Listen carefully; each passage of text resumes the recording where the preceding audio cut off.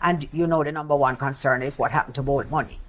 And you know the number one concern is what happened to borrowed money. Is it that you have a mindset to like talk about it like internationally? At some point, yeah, it have to happen. Because the more international press you get, sorry for Jamaica, but I have to get back my money. And allegation of fraud has an international dimension to it, which has to be carefully managed. I am not aware of any systemic issues in the financial system that could cause contagion.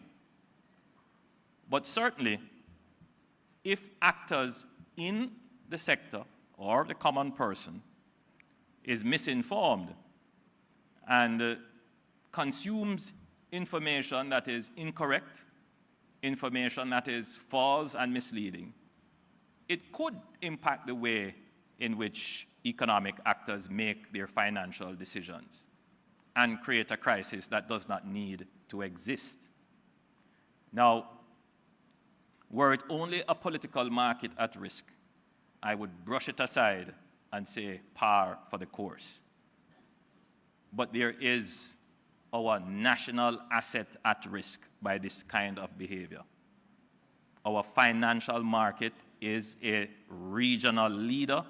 It gives Jamaica a competitive advantage, and we must protect it at all costs.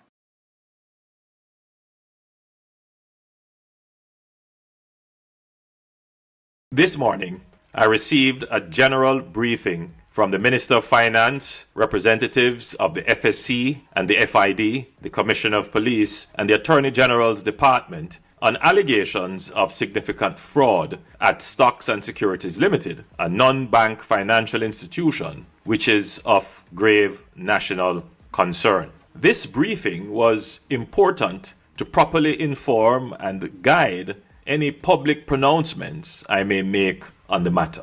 Like all Jamaicans, at home and abroad, I am thoroughly disgusted and upset by revelations in the public domain surrounding this matter. I'm very concerned and sympathetic to all those hard-working Jamaicans who at this moment are uncertain of the status of funds they have invested with the institution in question. While every investor's distress must be equally acknowledged, there is a dimension of a heightened public sense of betrayal, which I share, that a national icon who has brought so much pride to all of us is also a victim of the alleged fraud.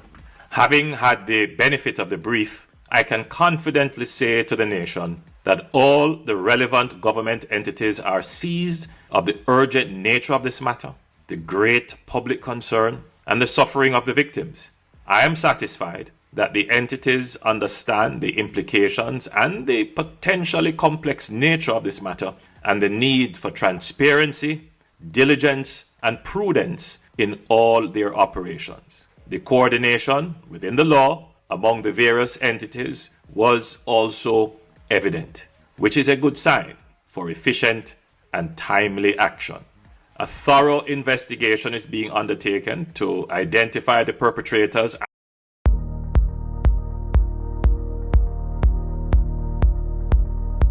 and colluders involved in the fraudulent activity, with a view to bringing them to justice, as well as to trace the funds and secure forfeiture of assets acquired with the stolen funds. The affected investors and the public can be assured that the investigative and prosecutorial agencies have the necessary competencies and resources and have already started to act decisively to gather information and evidence. No effort will be spared in uncovering the full extent of the fraudulent activities and in bringing the perpetrators to justice. While this matter has sparked immediate fear and general concern, there is absolutely no need for panic about the strength and soundness of the financial system as a whole. As a result of significant reforms implemented over the last 2 decades, Jamaica has a strong and vibrant financial system in which the public can have confidence. Our financial system is recognized as the leading financial market in the region, and it is a source of competitive advantage for us. The public can rest assured that the government will be proactive in ensuring that there is accountability and probity in the exercise of public functions, and that our policy and administrative response is effective in continually strengthening the financial sector and protecting the investing public. The Minister of Finance has already indicated that he will update the public on certain policy and administrative actions that the government has already decided to give effect. Now, while I understand the hurt and upset all Jamaicans feel at this time, I urge the public not to fuel panic through speculation and baseless assertions. Given the potentially complex and litigious nature of these matters, the government must ensure that it verifies every bit of information it gives to the public. This may sometimes create a short lag in updates and responses.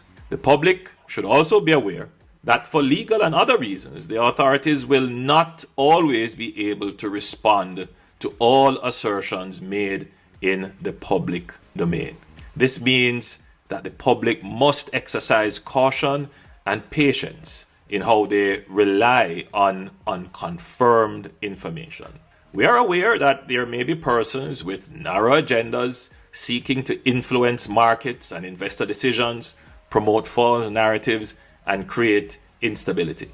Therefore, I have stressed the importance of transparency and accountability to the various government agencies, as this is the only way to secure public confidence. The government will ensure that the laws and systems in place work for the benefit of the general public good, accountability for those responsible, and justice for those negatively affected. Now, the other transaction which concerned me was the one where the account was opened at NCB. It was opened with no money in it. And I didn't know you could open an account with no money in it. A couple of days later, there was a deposit of a little over 143,000 US dollars, which came from SSL. And in the context of the discussions which we have been having about SSL, I believe that the Prime Minister needs to address this and explain how and why that money came into his account from SSL. It was deeply concerning to me, and I'm sure that it must be deeply concerning to all the people who not only lost money, but know people who lost money. And you know, the number one concern is what happened to borrowed money. I forget about my money. I forget about my money.